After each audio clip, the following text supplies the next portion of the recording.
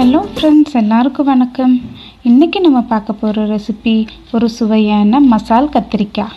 இந்த மசால் கத்திரிக்காய் சாம்பார் சாதம், தயிர் சாதம், புளிக்குழம்பு எல்லாத்துக்கூடையும் சேர்த்து சாப்பிடும்போது ரொம்பவே சூப்பராக இருக்கும்.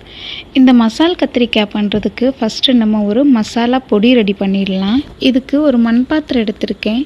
இதில் 1 டேபிள் ஸ்பூன் அளவுக்கு கடலைப்பருப்பு, 1 டேபிள் ஸ்பூன் அளவுக்கு உளுத்தம்பருப்பு, இது ரெண்டையும் லைட்டாக வதக்கி விட்டுக்கலாம்.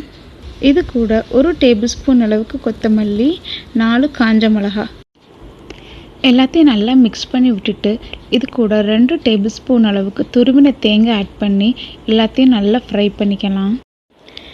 எல்லாம் ஓரளவுக்கு நல்லா ஆறுனதுக்கப்புறமா ஒரு மிக்ஸி ஜாரில் போட்டு இந்த மாதிரி பவுட்ரு பண்ணி எடுத்துக்கலாம்.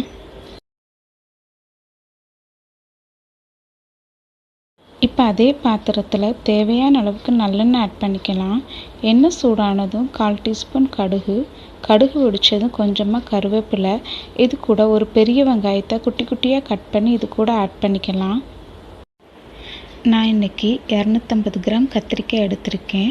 இதை காம்பை நீக்கிட்டு கட் பண்ணி உப்பு தண்ணியில் ஒரு 20 நிமிஷம் போட்டு எடுத்து வச்சுருக்கேன். இந்த மாதிரி பண்ணும்போது கத்திரிக்காயில் இருக்கிற காரத்தன்மையெல்லாம் போயிடும். இப்போ இந்த கத்திரிக்காயை வெங்காயத்து கூட சேர்த்துக்கலாம். இதோட பச்சை வாசனை போகிற வரைக்கும் ஒரு 2 நிமிஷம் நல்லா வதக்கி விட்டுக்கலாம். ஓரளவுக்கு இதோட பச்சை வாசனை எல்லாம் நல்லா போயிடுச்சு. இப்போ இதுக்கு தேவையான அளவுக்கு உப்பு சேர்த்து நல்லா மிக்ஸ் பண்ணிவிட்டு ஒரு 5 நிமிஷம் மூடி போட்டு வேக வச்சிடலாம். இப்போ ஓப்பன் பண்ணி பார்க்கலாம். பாருங்கள், கத்திரிக்காய் எல்லாம் ஓரளவுக்கு நல்லா வெந்துடுச்சு. இப்போ இது கூட 1/4 டீஸ்பூன் மஞ்சள் தூள், அப்புறமா மசாலா பொடி, இது ரெண்டையும் சேர்த்து நல்லா வதக்கி விட்டுக்கலாம். மறுபடியும் ஒரு லிட்டு போட்டு க்ளோஸ் பண்ணி வச்சிடலாம். சிம்மில் ஒரு 5 மினிட்ஸ் நல்லா குக் ஆகட்டும்.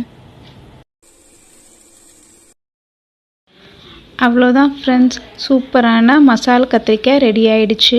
இப்போ இதுக்கு மேலே கொஞ்சமாக கொத்தமல்லி இலை போட்டு சர்வ் பண்ணிக்கலாம். கண்டிப்பாக நீங்களும் இந்த ரெசிபியை ட்ரை பண்ணி பாருங்கள். உங்களுக்கு இந்த ரெசிபி பிடிச்சிருந்ததுன்னா மறக்காமல் நம்ம சேனலுக்கு சப்ஸ்கிரைப் பண்ணுங்கள். தேங்க்யூ.